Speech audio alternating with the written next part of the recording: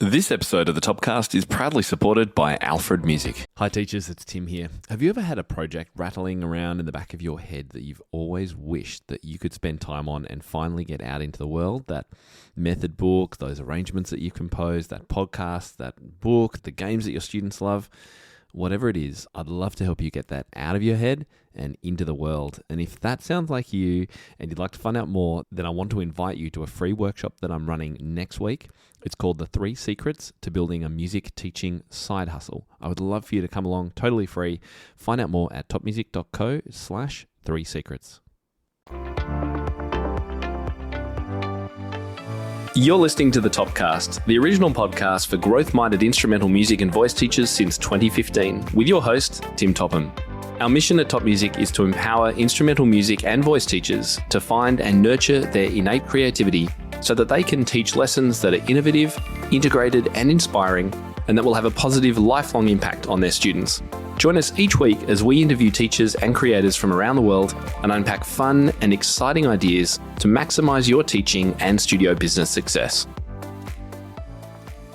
Welcome back to the Topcast, everybody. It's Tim Topham, and I'm delighted that you are spending some time with me today. Thank you so much. I hope you've had a great week. Have you ever wanted to be able to just kind of pull a game idea out of your head that's related directly to the music and a challenge that students having, but will make something fun of the repertoire and the experience that they're having? But maybe you don't want to have to go and, get games out of a cupboard or a box or something like that. You just want to use what you've got and ideas around the music and just immerse yourself in it with the student and have some real success. If that sounds like something that you would like to do, then my guest today, Matt Murphy, is that person for you. He actually created our most recent TopMusicGames collection. Now, for those of you who aren't sure, TopMusicGames is released every single month inside our Top Music Pro membership, even on our light plan. So make sure you find out about joining that, topmusicpro.com. Matt grew up playing music. He taught his first lesson at 14, went to music school, and has decades of experience and multiple awards as a performer and educator. He actually hated piano growing up, would you believe it? As an ADHD and mildly dyslexic child, lessons from a very traditional teacher, book first, book only, didn't help. So he actually switched to drums, but kept a piano nearby. After majoring in jazz drum set at music school, he realized there was so much more to music teaching than all cows eat grass, and became determined to never be that wrist-slapping kind of teacher for his young students. I hope that doesn't happen anymore, right? His lessons are infused with video game mechanics, child psychology, Dungeons and Dragons style storytelling, multi-instrumental composition, dumb jokes, and knowing that we're not just teachers, we are mentors.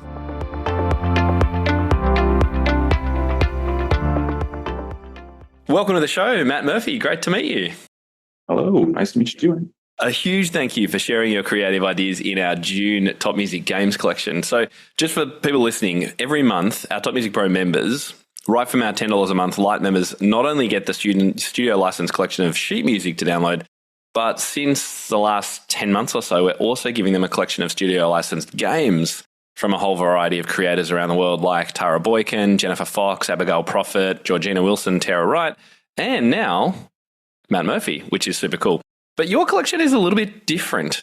Can you tell us about why it's different and what you've put together? Yeah, so it's a collection of kind of 3. Two are definitely games. One is just sort of ideas, and these are all ideas that have been out there with piano teachers forever and ever. This is kind of more. It's simplified and it's gamified. It's trying to make it a little bit more interesting. But to be honest, it's more for teachers to really decide what they really want to work on with one of their kids, without being like, hey, you're having trouble finding D flat, so let's just play that 50 times, right? Just be like making it somewhat of a gamified version. The animal game certainly came out of maybe not desperation, but oh no, like my piano lessons started to become very, very boring. I need something fun to get this 7-year-old kid, jazzed about the instrument, or at least to be a good listener until the end of the lesson, and also to explore, improvisation. The animal game, it's just Peter and the wolf. That's all it is. But you can be any animal that you want. But it's been really successful because it allows people to explore improvisation without any rules. Basically, like but we always have one rule. Be like, just play like a piano player, like no, just like smashy, smashy. Full disclosure, the vast majority of my kids are elementary school or below. I've kept the same students for quite some time, so they're kind of moving into elementary school, or sorry, middle school now. But yeah, when they're, especially during COVID, during the, if they're a first grader and their camera's like this, and like their original sound setting isn't on. Yup. And it's like, okay, here we go. And it's like, it just drops to mute. And I'm just like, I don't know where mom and dad is. You know what, dude? We're going to do something to keep this rolling a little bit. So it was a little bit of desperation. But no, it's meant for any instrumentalist, any teacher to kind of twist and turn to their own student or to whatever is happening in their situation of their lesson. They're pretty open ended. Yeah, and it gives the students a lot of agency as well. Yeah, that's kind of the shtick. I should have asked you before, Matt. Tell us just quickly about your studio, where you are, what kind of ages you teach, how many kids you teach. Oh, sure. So I teach at a local chain called Musicology, which I have been very happy with. They give their teachers a lot of agency.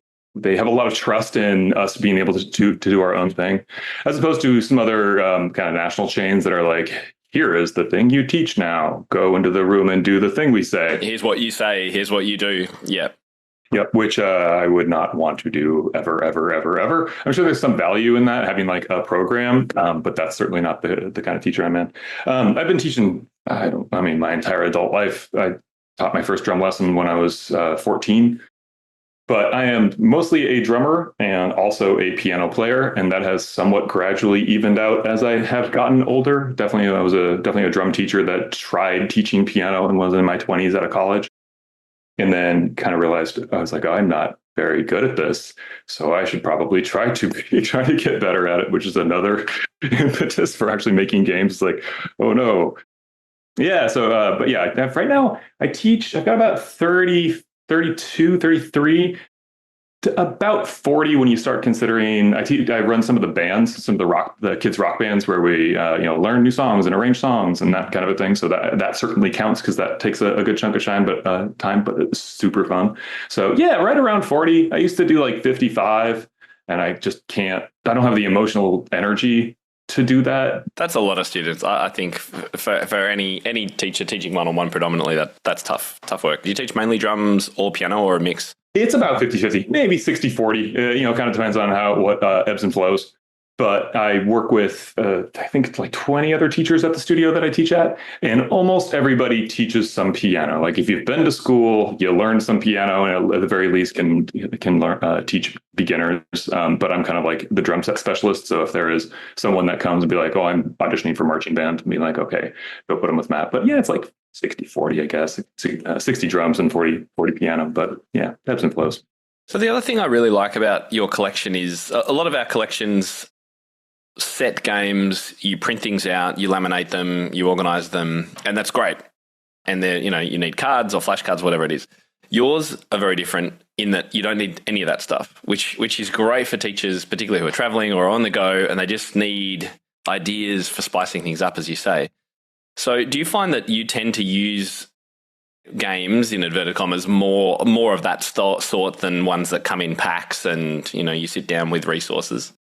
Absolutely, because you can change it however you want. If you've got a kid with a learning disability, and you have like these like flashcards and they have like maybe like slight dyslexia, like, oh no, this thing that I bought or this thing that I spent hours laminating like no longer works. Like you can kind of do stuff on the fly.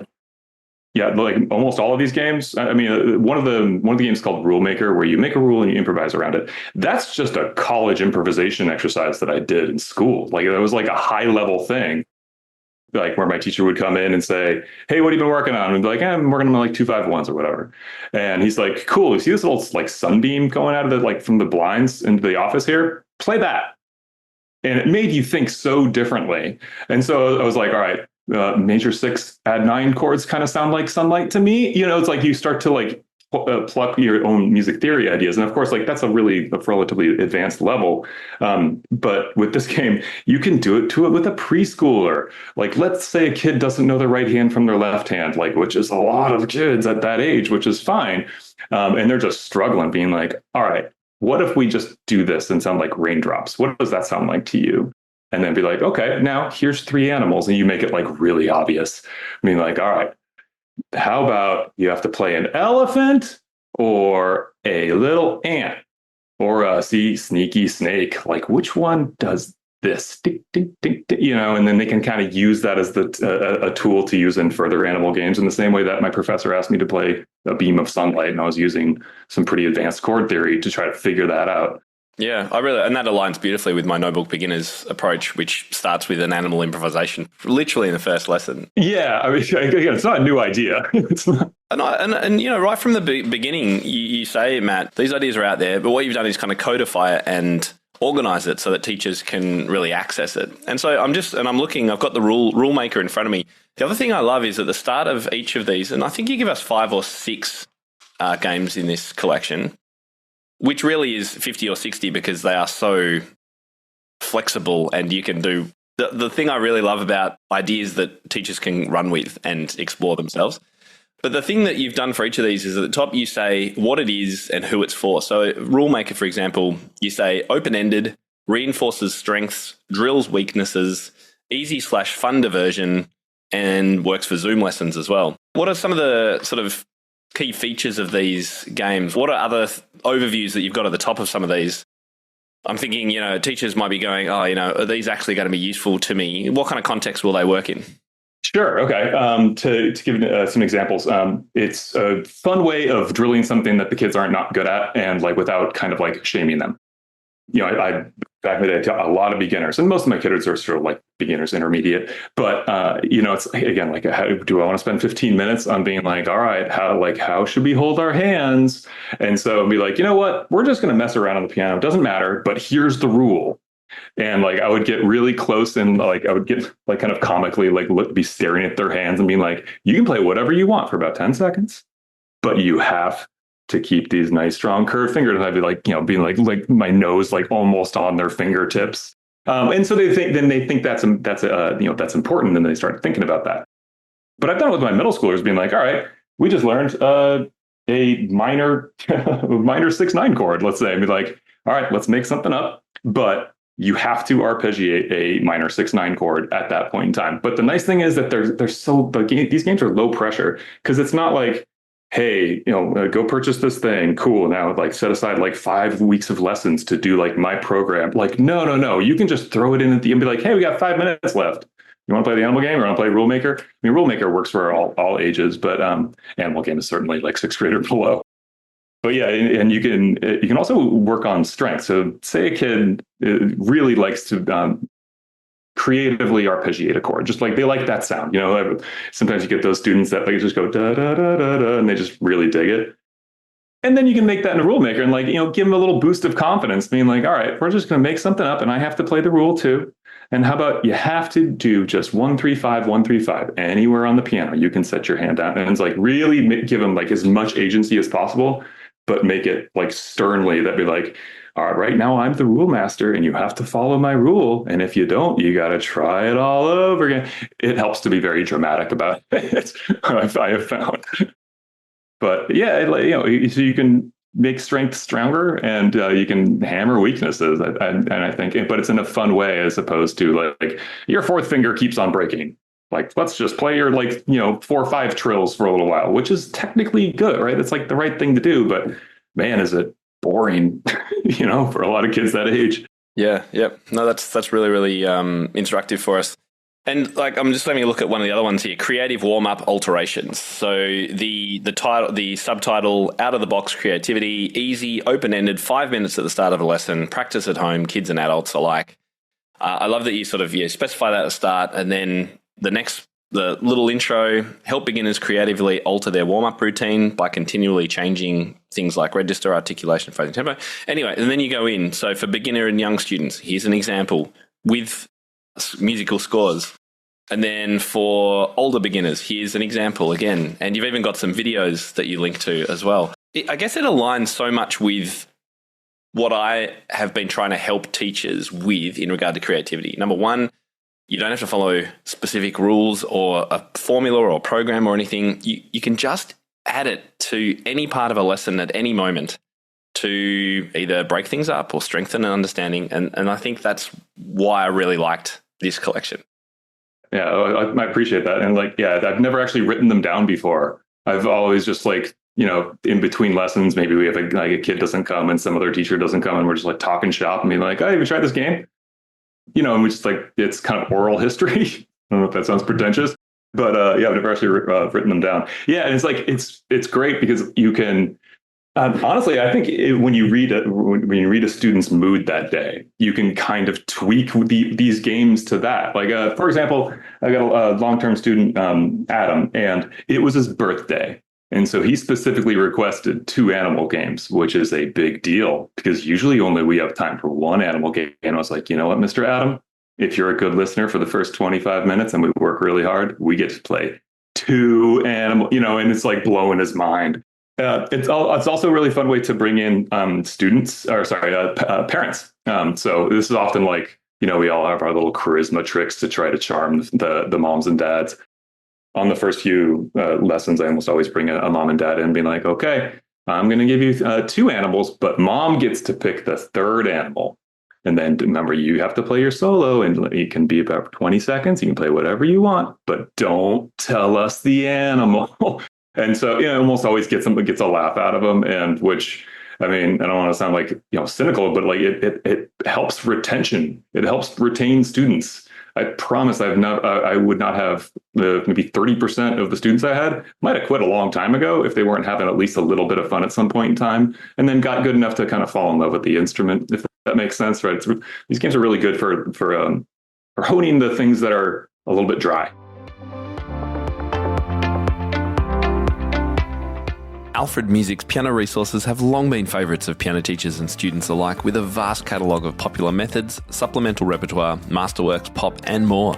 This fall, Alfred Music is excited to continue its legacy of producing first-class piano resources with the release of 4 brand new books. For video game loving students, Sagaland, video game inspired solos by Elizabeth Swift for intermediate students that is sure to spark the imagination and excite all of your students. Sand Paintings, 16 piano pieces by the amazing Connor Chi, inspired by traditional Navajo sand paintings. Take the Stage, recital showstoppers for young beginners by Angela Marshall, and Rare Recital Treasures, an anthology of lesser-known teaching pieces selected and edited by Ingrid Clarfield and Kevin Chance. Exclusively for Topcast listeners, go to alfred.com/podcast and use the code TOPMUSIC at checkout to save 30% on these titles and everything else at alfred.com. Go check it out.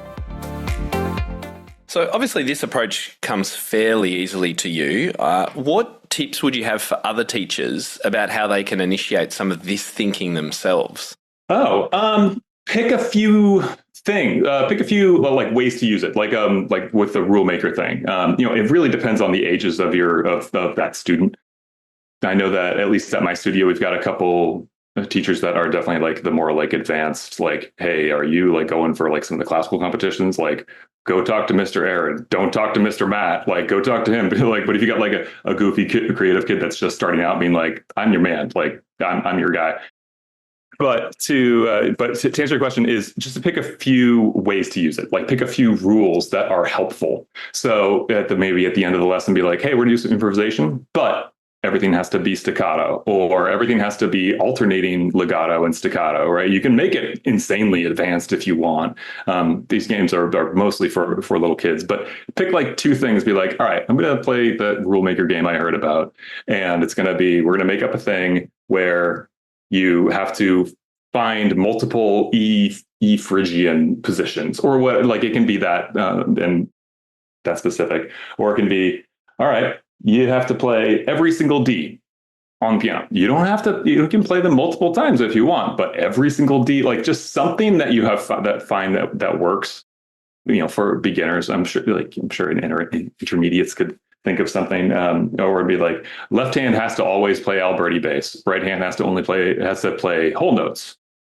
I've tried variations of this game where you start adding them on, but it kind of gets to be a train wreck really quickly where you'd be like, all right, only black notes. Be like, okay, like I'll take a turn, you take a turn. And then be like, all right, you have to play whole notes in the left hand, but you can play whatever you want in the right hand. Be like, okay, all right, so black notes, whole notes, and then all right, now the right hand can only play staccato, and like it gets like really hard really quickly for that age. But it's kind of fun to run into that train wreck at the same time because like you and the other kid are doing it together, and you just have a laugh together because it all falls in a heap, and it's good fun because they also see you kind of struggling as well, and that's a good thing, I think, for. Exactly. Yeah. The more drama, you can. So you're suggesting, for example, Rule Maker, which is one of the games in this collection, would be a great one for teachers who would like to just explore this idea of kind of making up their own things. Use that as the basis. Try this out, and then make it your own.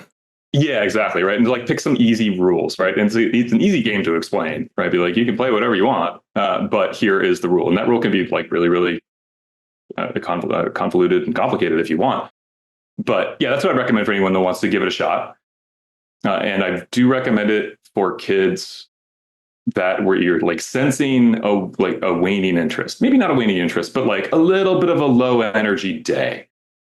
Like especially, I don't know what is it, but like the very first week of summer here, it's just like everybody's checked out. Like my best students that do every single thing that I ever ask them, they're just like, yeah. It's just like there's like they just got done their like final projects in 6th grade or whatever, and then you'd be like, you know what, we're gonna do this instead, and that's what I like about it. It's not like let me get the cards out or whatever. It's hey, I'm just gonna make something off the top of my head that works with that. Yeah, and just basing things on repertoire, I think is always good because while there's great rhythm learning games, note learning games on iPads, on decks of cards, all those kinds of things, that's great. But to be able to incorporate a game into the repertoire students are learning, it just deepens their understanding of that repertoire too, which I think is always great. So yeah, I really loved it. The other thing I noticed was that a lot of the games, or some of the games, are based around chords and patterns, which I'm a big fan of helping students understand because they are building blocks of music. Does that form part of your approach with students too? Just outside of games, more generally speaking? Oh, absolutely. I'm such a drummer that also plays piano. And as drummers, we are incredibly rhythm-based and just pattern-based. We learn ostinatos in our right hand, and then we learn, how to move bass drums and snare drums into different places. And then we like, hey, here's one measure of a groove. This is going to take 3 weeks. It's so different from piano. Like say you got to learn a bossa nova groove. Like that takes a long time. It's literally 4 beats of music. But it's like you learn like what are samba feet going, and then be like, all right, I've got 16. Like so it's a lot of cool. Can we do this here? Can we do this here? One of the cool rule makers that I figured out with some of my little bit older kids, like 5th or 6th grade, that's older to my student base, is 3 notes in a row over and over, right hand, left hand, put your thumb anywhere you want, and you have to go low. That's it. And so you can cut. And move the thumb, the left hand. Mm-hmm. Yep. And they have to play like longer notes, like every 2 of these patterns. So you can kind of invent Carol of the Bells without like really trying. But you can get these really cool ostinato effects where it's like, say you play, just like C, D, E, C, D, E, C, D, E.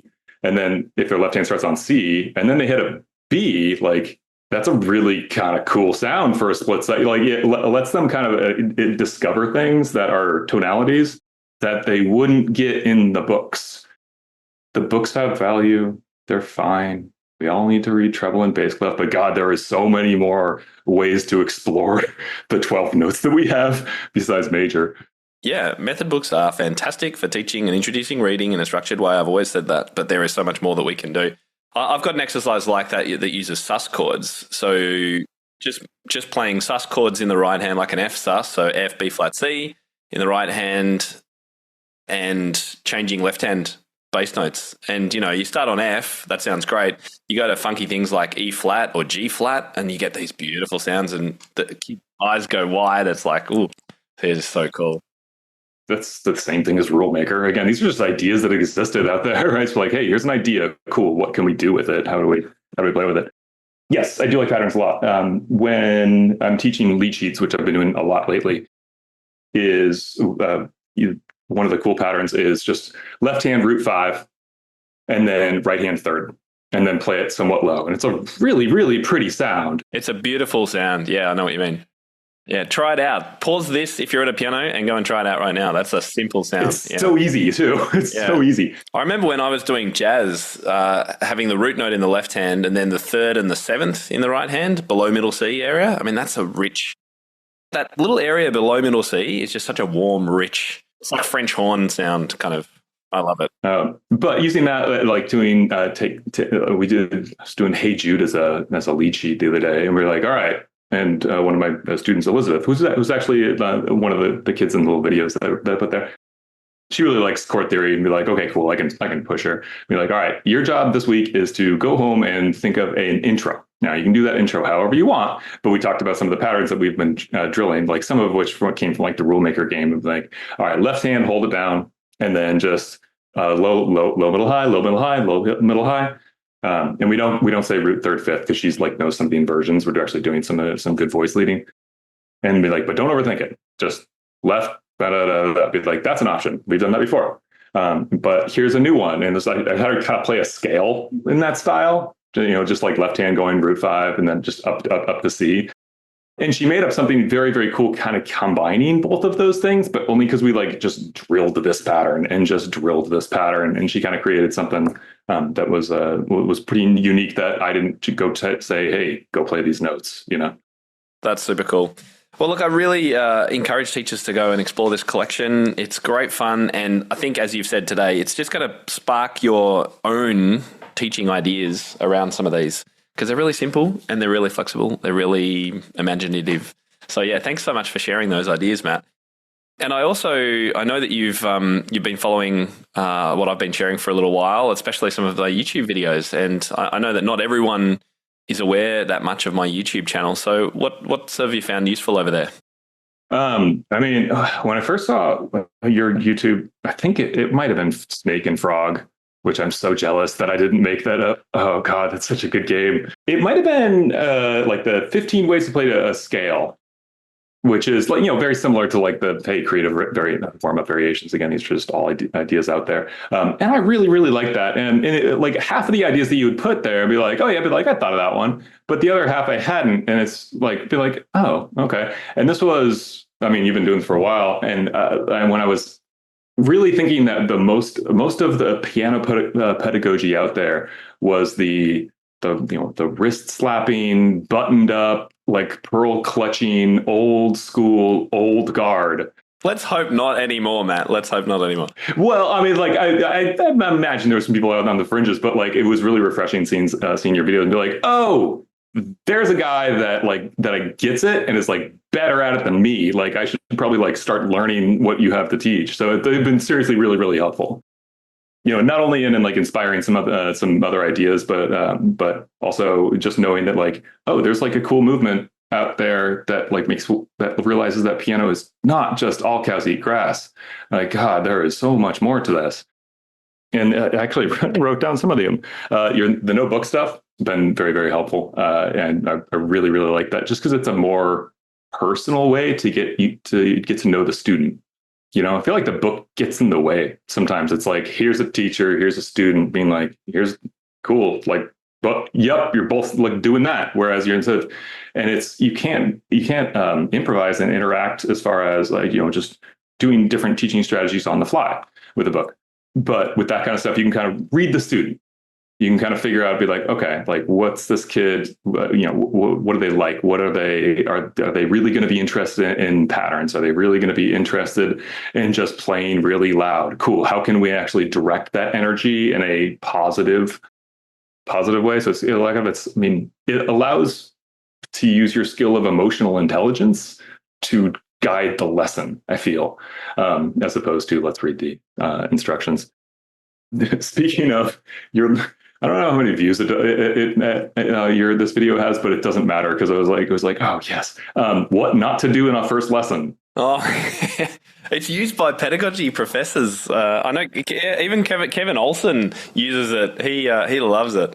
Which a summary for those of you who haven't seen it, which is just like, a kid comes in, he's like, I want to learn this song because I saw it on a movie or something. And the teacher goes like, no, we're not doing that. Here's page 1, the Bastion book. Sadly, it did happen. Hopefully not that much anymore, but I'm sure it probably does out there. but really good stuff. And some of the other ideas your guests have had. I was just listening to one of the other game podcasts. Man, you've been making podcasts for a long time, dude. I didn't realize how much of a backlog you had. Holy cow! It's almost. I was just gonna say almost 10-year anniversary. I thought this was relatively new because your YouTube channel is relatively newish, I guess. But yeah, it's some of the games.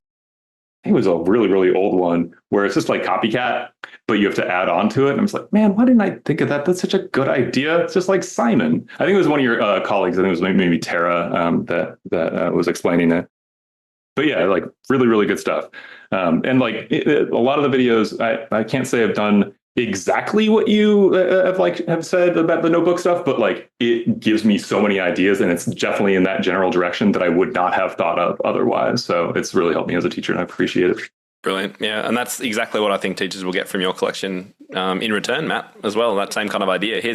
Might not follow it completely, but that's a cool idea. I'm going to try something with that. Exactly. Yeah, it's not meant to like. This is not like The Animal Game by Matt Murphy. Better do the like. No. It's just like, it's an idea. Like, roll with it with whomever you're there.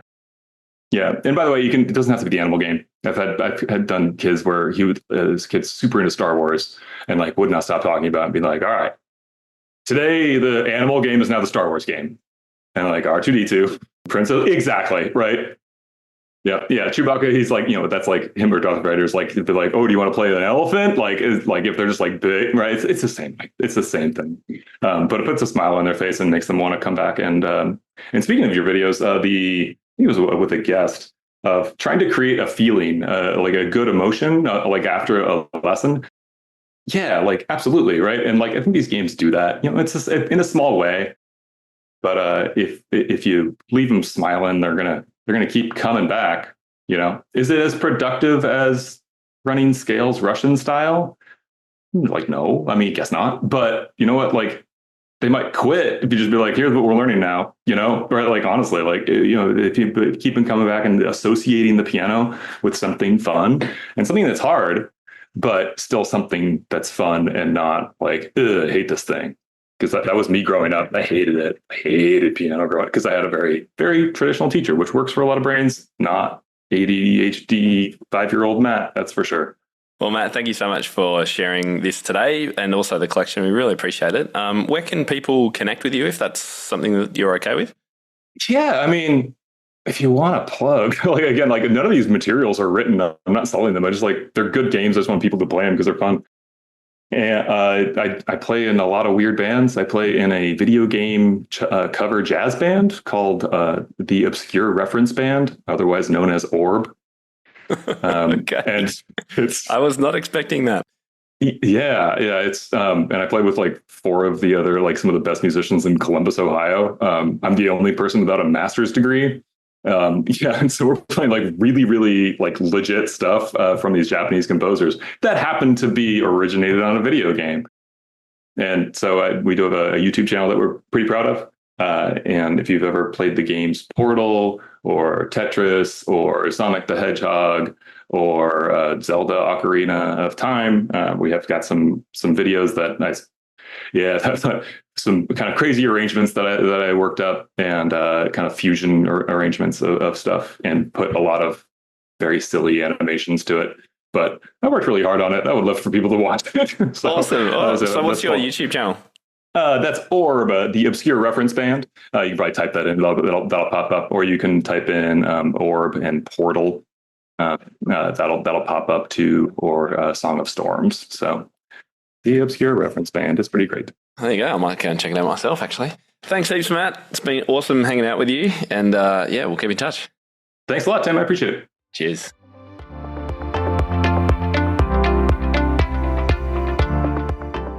So if you'd like to explore Matt's game ideas, make sure you come and join us over in Top Music Pro membership. Each and every month, you not only get a huge collection of amazing sheet music, our Top Music Sheets collections, you also get a pack of games. And in this case, game ideas that you can use endlessly and that will spark your own creativity. So you get huge value from this one. It's not just a one-off, one and done, one game print it out, laminate it. No. This is a collection of ideas that I think will inspire you to some of your own creative game ideas with students. That's why I was so excited to bring Matt on the show today. So if you'd like to find out more about Top Music Pro membership, just $10 a month gets you this collection. It's over at topmusicpro.com. Hope to see you inside. Well, that's all we've got time for this week. Thank you so much for tuning in. Hope you have a great week ahead, and I will speak to you again next week. How do you keep up to date with all the latest trends and research into music education? How do you connect with other teachers around the world and make sure your teaching stays fresh and relevant for students of all ages and stages, both now and into the future? I created our Top Music Pro membership to be the one-stop shop for music teaching resources, training, support, and community, and I'd love for you to come and join us inside. With over 40 comprehensive training courses, hundreds of teaching demonstrations and lesson plans, free monthly sheet music, discounts, and all the business and pedagogy support you could ever need, Top Music Pro is the community you've been looking for. If you're ready to level up your learning from the podcast and join thousands of other teachers in our global network, head over to topmusicpro.com today. If you enjoy this show and want to hear more of our work, be sure to subscribe to this podcast wherever you're listening today. For links and resources mentioned in this episode, visit us at topmusic.co/podcast or check out the show notes. I'm Tim Topham. Thank you so much for listening. Enjoy your week ahead, and I'll catch you next time.